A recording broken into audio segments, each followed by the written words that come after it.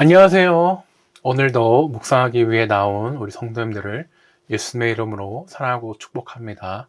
제가 기도하고 오늘 묵상도 함께 시작하겠습니다.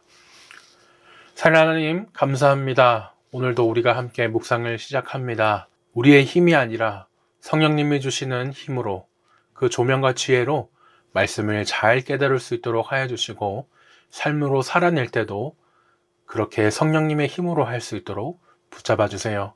감사하신 예수님 이름으로 기도드렸습니다. 아멘. 네, 오늘은요, 은혜가 못마땅한가 라는 제목으로 누가복음 15장 11절에서 32절 말씀 함께 묵상하겠습니다. 먼저 세 번 말씀을 듣겠습니다. 세 번역입니다. 예수께서 말씀하셨다. 어떤 사람에게 아들이 둘 있는데 작은 아들이 아버지에게 말하기를 아버지, 재산 가운데서 내게 돌아올 몫을 내게 주십시오 하였다. 그래서 아버지는 살림을 두 아들에게 나누어 주었다. 며칠 뒤에 작은 아들은 제 것을 다 챙겨서 먼 지방으로 가서 거기서 방탕하게 살면서 그 재산을 낭비하였다. 그가 모든 것을 탕진했을 때에 그 지방에 크게 흉년이 들어서 그는 아주 궁핍하게 되었다. 그래서 그는 그 지방의 주민 가운데 한 사람을 찾아가서 몸을 의탁하였다. 그 사람은 그를 들로 보내서 돼지를 치게 하였다. 그는 돼지가 먹는 쥐염 열매라도 좀 먹고 배를 채우고 싶은 심정이었으나 그에게 먹을 것을 주는 사람이 없었다. 그제서야 그는 제정신이 들어서 이렇게 말하였다.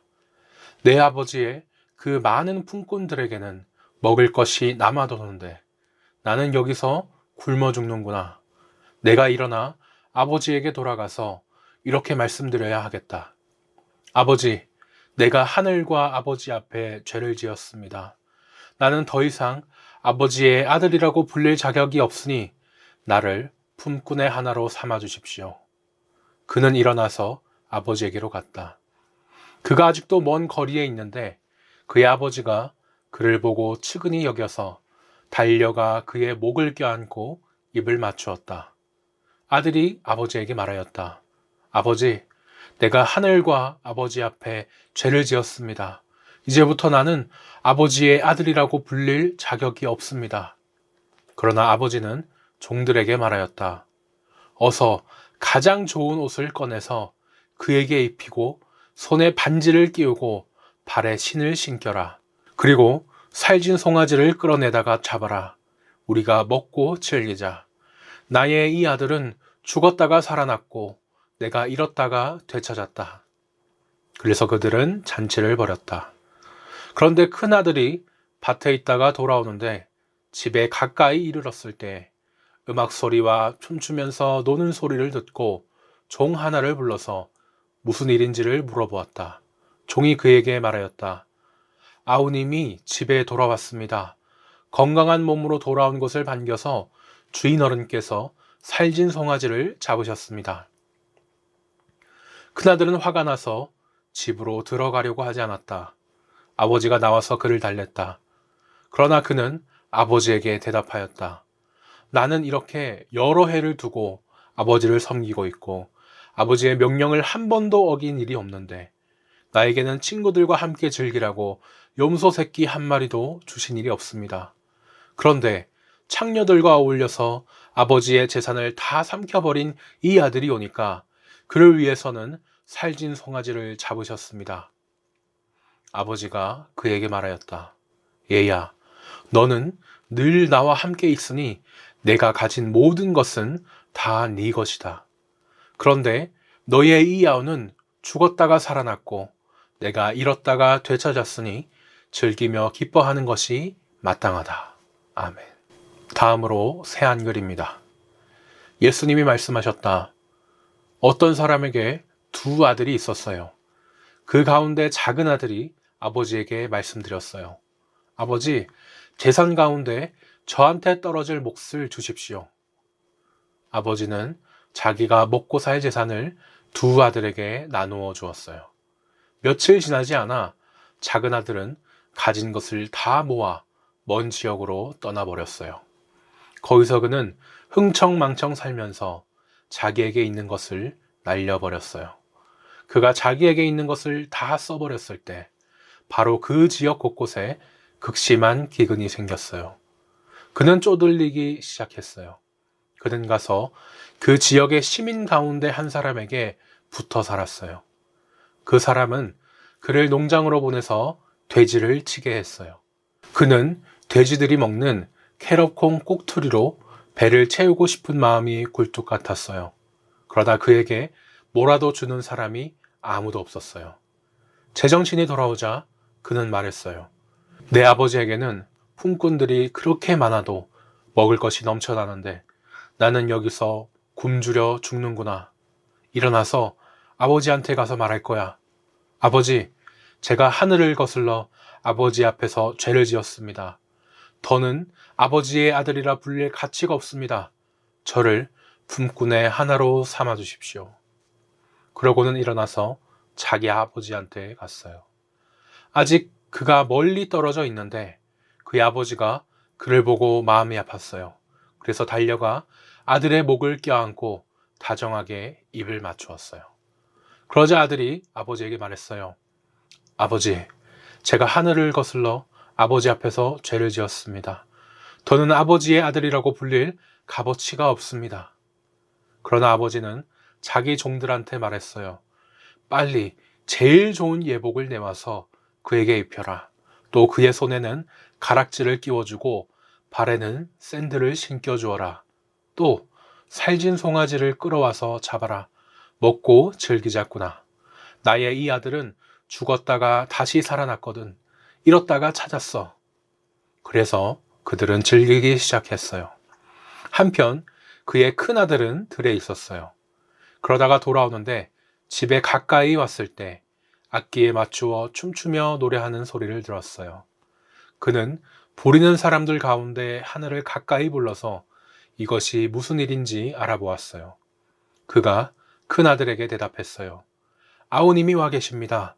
그리고 주인 어른께서 살진 송아지를 잡게 했습니다. 아우님을 건강하게 다시 맞았기 때문입니다. 큰 아들은 화가 치밀어서 들어가고 싶어 하지 않았어요. 그런데 아버지가 나와서 그를 타일렀어요. 하지만 큰아들이 아버지에게 대답했어요.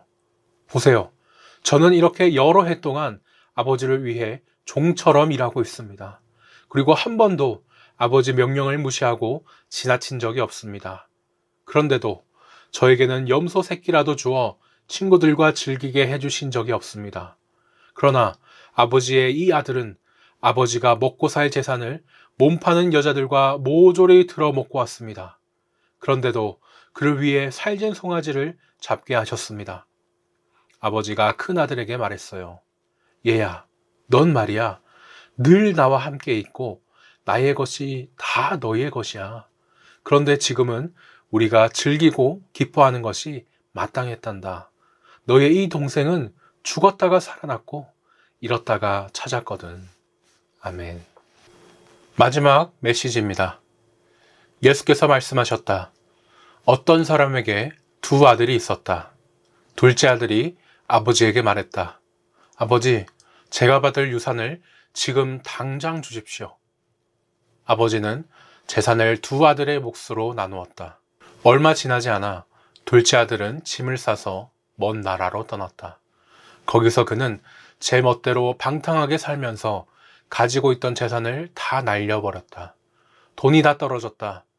그때 그 나라 전역에 심한 기근이 들었고 그는 구차한 형편에 처하게 되었다. 그는 그 나라에 사는 한 사람에게 일감을 얻어 들판에 나가 돼지 치는 일을 하게 되었다. 그는 배가 너무 고파서 돼지 구정물 속에 옥수수 속대라도 먹고 싶었지만 그것마저 주는 사람이 없었다. 그제야 정신을 차린 그가 말했다.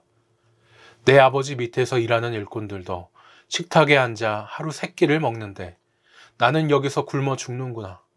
아버지께 돌아가야겠다. 가서 아버지, 제가 하나님께 죄를 짓고 아버지 앞에 죄를 지었습니다. 저는 아버지의 아들이라 불릴 자격도 없으니 저를 품꾼으로 받아주십시오 하고 말씀드리자 그는 바로 일어나서 아버지가 있는 집으로 갔다. 그가 아직 멀리 있는데 아버지가 그를 보았다. 아버지는 뛰는 가슴으로 달려나가 아들을 끌어안고 입을 맞추었다. 아들이 말했다. 아버지, 저는 하나님께 죄를 짓고 아버지 앞에 죄를 지었습니다. 저는 다시 아버지의 아들이라 불릴 자격이 없습니다. 그러나 아버지는 그의 말을 듣지 않았다. 아버지는 종들을 불렀다. 어서 깨끗한 옷 한 벌을 가져다가 이 아들에게 입혀라. 손가락에 집안 반지를 끼우고 발에 신발을 신겨라. 그리고 좋은 사료로 키운 암소를 잡아다가 구워라. 잔치를 벌여야겠다. 흥겹게 즐겨야겠다. 내 아들이 여기 있다. 죽은 줄 알았는데 이렇게 살아있다. 잃어버린 줄 알았는데 이렇게 찾았다. 그들은 흥겹게 즐기기 시작했다. 그 일이 있는 동안에 맏아들은 밭에 나가 있었다. 그가 하루 일을 끝내고 들어오는데 집 가까이 이르자 음악 소리와 춤추는 소리가 들렸다. 그는 종을 불러서 무슨 일인지 물었다. 동생분이 집에 돌아왔습니다. 그가 무사히 집에 돌아왔다고 주인 어른께서 잔치를 열라고 명하셨습니다. 쇠고기 파티입니다. 하고 종이 말해주었다. 맏아들은 분하고 언짢아서 저만치 물러나 집에 들어가려고 하지 않았다. 아버지가 나와서 그와 이야기하려 했으나 그는 들으려고 하지 않았다. 아들이 말했다. 제가 집에 남아서 한시도 속을 썩이지 않고 아버지를 모신 것이 몇 년째입니까? 그런데도 아버지는 저와 제 친구들을 위해 잔치 한번 열어주신 적이 없습니다. 그런데 아버지의 돈을 창녀들에게 다 날리고 나타난 저 아들에게는 성대한 잔치를 베풀어 주시다니요. 아버지가 말했다. 아들아, 네가 모르는 것이 있다. 너는 늘 나와 함께 있으니 내 것이 다 너의 것이다. 그러나 지금은 흥겨운 때고 마땅히 기뻐할 때다.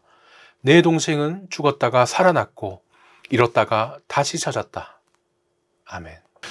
네, 지금까지 저희가 3번 말씀을 들었습니다. 예수님 당시에는요, 이 하나님의 말씀, 성경을 배우고 싶다고 아무나 이렇게 다 배울 수 있는 게 아니었습니다. 많은 사람들이 그를 몰랐기 때문에 누가 읽어서 가르쳐 줘야만 배울 수 있었기 때문이기도 하고요. 글만 안다고 해도 못 배우기는 똑같았습니다. 글만 안다고 되는 게 아니라 성경이 있어야 되는데 그 성경 두루마리가 워낙 귀해서 구할 수가 없었습니다. 또 바리새인, 율법학자들이 해석을 독점하고 있기 때문에 내가 혼자 읽다가 잘못 해석하면 어떡하지? 겁나서 그렇게 혼자서도 읽지 못했죠. 일반 사람들도 그랬는데 세리와 죄인들 같이 사람들에게 무시당하면서 욕먹는 사람들, 여인과 장애인 같은 약자들은 더더욱 하나님의 말씀을 배우고 싶어도 그 기회조차 없었습니다. 그런데 예수님은 어떻게 하셨습니까? 배우고 싶었는데도 배울 기회가 없었던 그런 사람들에게 하나님 말씀을 가르쳐주고 계세요. 당연히 이 바리새인과 율법학자들은 마음에 안 듭니다. 하나님 말씀 배우는 일이 얼마나 귀한 일인데 이런 특권을 왜 저런 자격 없는 사람에게 막 퍼주는가 생각했기 때문이에요. 하나님의 은혜는 착하고 바르게 사는 우리 같은 사람만 받을 수 있는데 저런 죄인들은 받을 자격도 없는데 왜 저렇게 주나 이런 생각이 깔려 있었습니다. 자기 자신들도 죄인인데 우리 사람 모두가 죄인인데 참 이런 생각이 웃깁니다. 그런데 더 어이가 없는 거는요. 이런 생각이 잘못됐으면 이제 그 생각을 고쳐야 될 텐데 바리새인과 율법학자들은 오히려 예수님 탓을 합니다. 예수님이 죄인들과 함께 그렇게 있는 것을 보고 하나님은 죄인에게 은혜 주시는 분이 아닌데 저 예수라는 사람은 계속 죄인을 싸고 도네. 하나님의 아들이라는데 그럴 리가 있나? 절대 하나님의 아들일 리가 없지. 이렇게 판단을 해버렸습니다. 당연히 잘못된 것이죠. 하나님이 사랑하는 사람을 우리가 정할 수 있나요? 아니요. 절대 정할 수가 없습니다. 하나님, 저 사람은 나한테 잘해주는 사람이니까 은혜 주세요. 하나님, 저 사람은 나한테 잘 안 해주는 사람이니까 은혜 주지 마세요. 이렇게 감히 우리는 말할 수가 없습니다. 그런데 하나님의 은혜를 마치 내 것처럼 혼자만 막 그렇게 가지려고 한다든지 내 마음대로 막 누구는 주고 안 주고 그럴 수가 없지요. 하나님의 사랑과 은혜는 모두를 위한 것이기 때문입니다. 지금도 하나님은 그래서 누구든지 돌아오기를 원하고 또 기다리고 계십니다. 큰 1번입니다. 11절에서 24절에서는 예수님이 아들을 다시 찾은 비유를 들려주십니다. 둘째 아들은 아버지에게 받은 유산을 어떻게 했습니까? 13절을 보니 먼 나라에 가서 마음대로 놀고 지내면서 받은 재산을 모두 써버렸습니다. 분깃이라는 말은요, 각 지파가 대대로 내려오는 땅으로 이제 유산이라고도 말할 수 있겠습니다. 유산이란 말 자체가 이제 남겨지는 재산이죠. 아버지가 돌아가셔야 이 유산이라는 것도 받을 수가 있습니다. 근데 만약에 이렇게 유산을 미리 달라고 해서 받는다면 나는 이제 아버지 죽었다 생각하겠습니다. 이 뜻이죠. 우리나라에서도 그렇지만 유대 문화에서도 하나님이 부모님을 공경하라고 했는데 그 말씀을 어긴 정말 매우 버릇없고 무례한 행동입니다. 당시 사람들이 느끼기에는 이런 말은 당신이 무슨 아버지야? 언제 아버지 역할 해준 적 있어? 나는 이제 당신 죽었다 생각할 테니까 돈이나 주셔. 이거 받고 내가 떨어져 줄게. 연 끊고 연락하지 마세요. 이 정도의 정말 막말을 한 폐륜을 저지른 것과 같다고 생각할 수 있겠습니다. 하지만 아버지는 어떻게 합니까? 아들의 그런 말을 들어줍니다. 그렇게 아들은 아버지가 준 유산, 땅일 수도 있고 물건일 수도 있을 텐데 그것들을 이제 돈으로 바꿔서 먼 나라로 떠나갑니다. 가진 것도 많겠다. 거기서 신나게 온갖 것을 즐기면서 그 돈을 흥청망청 다 써버립니다. 오늘 본문 앞에는 잃어버린 양, 잃어버린 동전, 이 잃어버린 시리즈들이 쭉 나옵니다. 다 잃어버린 것에 대한 내용인데 가축, 돈을 넘어서 이제는 가장 귀한 사람, 그 아들까지 잃어버린 이야기로 왔습니다. 양을 잃어버리면 양이 고생 안 하죠. 양은 어리석기 때문에 어디 끼어도 그냥 매 하고 있을 뿐 주인이 찾느라 고생합니다. 동전도 물건이 고생을 하겠습니까? 잃어버린 주인이 마음 아프고 주인이 그것을 찾습니다. 지금 잃어버린 아들 이야기에서도 아들이라는 단어보다 아버지라는 단어가 더 많이 나오고 있거든요. 먼 나라를 있다 온 그런 아들이 고생한 것 같지만 사실은 그 아들을 잃어버린 아버지가 마음으로 더 고생을 하고 있었습니다. 2번입니다. 둘째 아들은 어떤 마음으로 아버지를 다시 찾아갔습니까? 18절, 19절, 21절을 보니까 나는 죄를 지었기 때문에 아들의 자격이 없으니 하인으로 여겨주십시오 라는 마음으로 찾아갔습니다. 둘째 아들이 살던 곳은요, 유대 땅입니다. 이 하나님의 말씀 영향 아래에 있기 때문에 말씀을 좀 좋아하는 사람은 말씀이 꿀같이 달고 막 말씀 배우는 재미를 느꼈을지라도 아닌 사람에게는 정말 지루하고 재미없는 곳이죠. 따분하고 속박된 것 같고 그랬을 겁니다. 근데 이 유대 땅을 드디어 둘째 아들이 많은 돈을 가지고 벗어났어요. 먼 이방 땅에서 타락하고 재미있는 것들 얼마나 많습니까? 다 즐깁니다. 그렇게 결국 아버지에게 받은 재산을 다 써버렸어요. 그런데 하필 이제 그 지역도 흉년이 들었습니다. 먹을 것이 다 부족한데 같은 나라 사람도 아닌 그 둘째 아들에게 사람들이 줄 건 없겠죠. 유대 문화에서야 하나님 말씀대로 나그네와 이방인을 잘 대접해야 돼서 먹을 것을 줄지 모르겠습니다. 하지만 여기는 이방 땅이죠. 그렇지 않습니다. 말씀을 그렇게 벗어나고 싶었는데 벗어나 보니까 이제야 그 말씀이 나를 지켜주고 있었구나. 그 귀한 줄을 이제 느끼게 되죠. 그러나 어쨌든 당장 지금은 이제 먹을 것이 없기 때문에 돼지를 돌보는 일을 하면서 삶을 연명해요. 유대 땅에 있을 때는 이제 부정하다고 해서 가까이 가지도 않았던 돼지인데 그 돼지를 돌봅니다. 그것도 모자라 배가 고파서 돼지의 식량까지 먹고 싶은 마음이 듭니다. 그런데 이마저도 주는 사람이 없어요. 이제 정신을 차리고 생각을 합니다. 내가 어쩌다가 이 꼴이 됐나. 아버지 집에는 먹을 것도 많고 밑에 일꾼들도 훨씬 제대로 된 식사를 하는데 자기 이제 실수를 깨닫죠. 떠날 때야 아버지 보고 아버지 죽었다 생각할 테니까 연락하지 마세요. 연 끊으면서 지냅시다 하고 집을 뛰어나왔는데 나와보니까 살아있는 아버지가 생각이 납니다.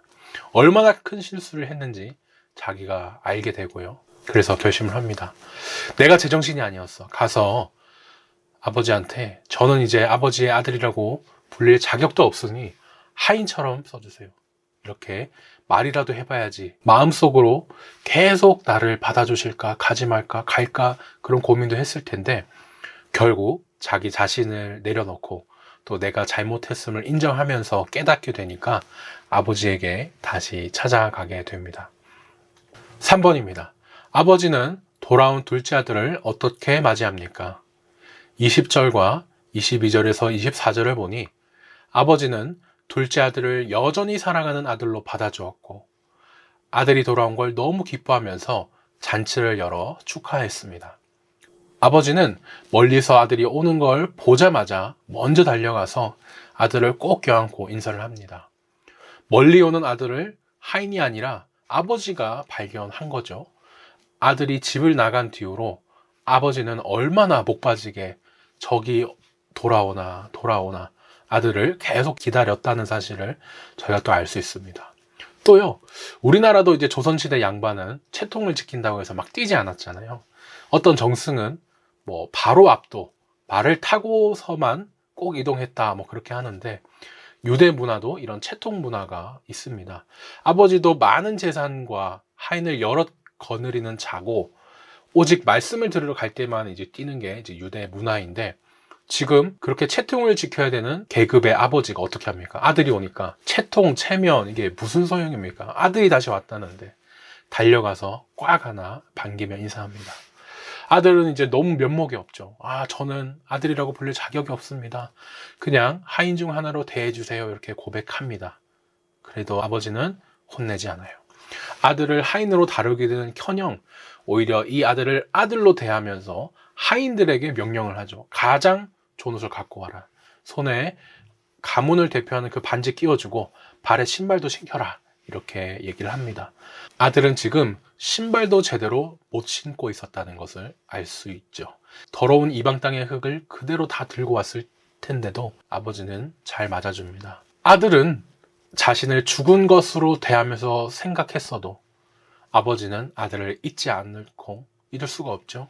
다시 아들로 인정하며 받아들입니다. 근데 여기서 끝이 아니에요. 살진 송아지를 잡아서 큰 잔치를 엽니다. 우리가 느끼기에는 뭐 최고급 한우 암소 뭐 그 이상일 텐데 참 왜 이렇게까지 할까요? 그 이유가 나오죠. 단 하나, 죽은 줄로만 알았던 아들이 다시 살아 돌아왔기 때문이었습니다. 오늘 저희는요, 이 아버지의 모습에서 우리 하나님 아버지의 모습을 봅니다. 우리가 죄 짓고 또 짓고 잘못을 해도 진심으로 뉘우치면서 돌아오기만 하면 어떤 조건 없이 우리를 따뜻하게 맞아주시죠. 그러면서 너무 기뻐하시는 이 아버지의 모습이 우리 하나님 아버지의 모습입니다. 하나님은 언제나 우리가 진심으로 이렇게 잘못을 뉘우치고 돌아오기만 하면 반갑게 맞아주십니다. 나눔 1번입니다. 잘못을 저질렀으나 회개하며 돌아온 아들을 환영하며 반기는 아버지의 모습이 딱 우리 하나님 아버지의 모습이죠. 우리가 아직 죄인이었을 때도 이미 우리를 사랑하셨던 그 하나님의 은혜를 경험하신 적이 있다면 언제였나 같이 생각해 보면 좋겠습니다. 큰 2번입니다. 25절에서 32절까지를 보니 첫째 아들은 돌아온 동생을 환대하는 아버지에게 분노를 느낍니다. 첫째 아들은 무엇을 하다가 집에 돌아왔습니까? 25절을 보니 밭에서 일하다 돌아왔습니다. 가문 소유의 밭이 있고 또 여러 명의 하인이 있었다는 걸 보면 상당히 이제 부유한 집이었겠죠. 그 집에서 첫째 아들은 집안의 농사일을 맡아서 또 열심히 일을 하고 있었습니다. 뭐 동생이 집을 떠나든지 말든지 첫째 아들은 계속 아버지를 도우며 집안일과 밭일을 책임지고 있었을 겁니다. 다른 사람이 보기에는 묵묵히 아버지를 돕는 이 첫째 아들이 성실하고 책임감도 있다고 봤겠죠. 첫째 아들은 아버지와 함께 지낸 참 효자다 생각할 수도 있는데요. 그런 첫째 아들이 이제 밭에서 일하고 돌아오다가 둘째가 돌아와서 잔치를 했다는 것도 알게 됩니다. 첫째 아들이 아버지에게 화난 이유는 무엇입니까? 29절, 30절을 보니 자신은 여러 해 동안 아버지를 위해 열심히 일해도 염소 한 마리, 그 작은 잔치 하나 열어주지 않았는데, 둘째는 아버지의 살림을 낭비만 했는데도 큰 잔치를 열어주었기 때문이었습니다. 첫째 아들의 눈에 동생은 무례하고 책임감도 없고 집안 걱정도 하지 않는 페류나의 나쁜 아들이었습니다. 그런데도 아버지는 동생이 돌아오자 아무 일도 없던 것처럼 다시 아들로 받아주면서 심지어 가장 좋은 송아지를 잡아서 큰 잔치까지 열어줬습니다. 첫째 아들 입장에서는 열이 받죠. 너무 이해가 되지 않으면서 내가 한 수고, 충성은 뭐야? 아무 의미도 없던 것처럼 그렇게 느꼈을 겁니다. 그래서 속상하고 억울해서 아버지에게 화를 내죠. 아버지는 첫째 아들에게 무엇이라고 타이릅니까? 31절과 32절을 보니, 얘야, 나의 것은 이미 다 너의 것이다. 네 동생을 잃어버렸다가 다시 찾은 건데 우리가 기뻐하고 즐거워하는 게 당연하지 않겠니? 라고 타일렀습니다. 첫째는요, 그 귀한 송아지를 저 천하의 몹쓸 동생 때문에 잡다니 아까워했습니다. 하지만 아버지는요, 내 것이 다 너의 것이라고 그렇게 말씀하셨어요. 아버지가 첫째 아들도 얼마나 사랑했는지를 알 수 있습니다. 당시 문화에서는요, 첫째가 앞으로 집안의 모든 것을 책임을 져야 되는 사람이었습니다. 그렇게 중요한 역할을 맡았기 때문에 다른 형제보다 재산도 2배나 받았어요. 그러니까 첫째 아들은 이미 그 많은 사랑은 물론 재산까지 동생의 2배로 자신이 받을 복을 받아서 누리고 있었던 겁니다. 이렇게 저희가 잃어버린 아들 비유를 들었습니다. 예수님은 이 이야기를 왜 하셨을까요? 단순히 가출했다가 돌아온 그런 드라마 이야기 이거 아니겠죠. 지금 이야기를 듣는 사람들이 바리새인과 율법학자였습니다. 서기관이라고도 하죠. 이렇게 자기가 받을 복을 배로 가지고 있는 사람인데 따지죠. 첫째가 바로 이 바리새인과 율법학자들이었습니다. 그럼 자연스럽게 이제 잃어버렸다가 찾은 둘째 아들이 세리와 죄인이라고 하겠죠. 당시 이제 바리새인과 율법학자들은 예수님이 죄인들과 함께 식사하고 말씀을 가르쳐주는 모습을 싫어했습니다. 하나님 말씀을 잘 지키는 거는 우리인데, 우리랑 같이 이렇게 식사하고 어울려야지 저딴 죄인들을 함께 하시나 하고 생각을 했던 거예요. 저런 사람들은 죄인이라 말씀을 배울 자격도 없고 가치도 없고 어울리면 안 되는 사람이에요. 예수님, 하나님 아들 맞습니까? 아니네, 이렇게 불평하며 자기 마음대로 하나님 아들 아니라고 생각하기도 했죠. 하지만 하나님 아버지는요, 잃어버렸던 한 영혼이 돌아오는 것만으로도 너무 기뻐하십니다. 예수님은 그런 하나님의 사랑을 오늘 이 비유를 통해서 바리새인들과 율법학자들에게 알려주고 싶으셨던 겁니다. 저희도 이 말씀을 함께 묵상하고 있는데요, 저도 그렇지만 마음속에 잃어버렸지만 다시 찾았으면 하는 사람들이 계실 것입니다. 하나님께서도 그 사람이 모두 다 돌아오길 기다리고 계실 텐데 다시 그들이 잘못을 뉘우치고 기쁘게 나아오도록 그 영혼들을 위해 저희가 함께 또 기도했으면 좋겠습니다. 마지막 기도 제목입니다. 나의 삶에 있어서는 더 크고 넓은 마음으로 연약한 이들을 품을 수 있는 그리스도인이 되게 해주세요 하고 기도하여 주시고, 우리 교회에 있어서는 미움과 비방을 버리고 함께 기뻐하는 그런 성숙한 교회가 되게 해달라고 기도하여 주십시오. 오늘 묵상은 여기까지입니다. 이번 한 주도 복된 한 주 되시기를 예수님의 이름으로 축복하면서 우리 주님 부활하신 기쁜 주일날 뵙겠습니다.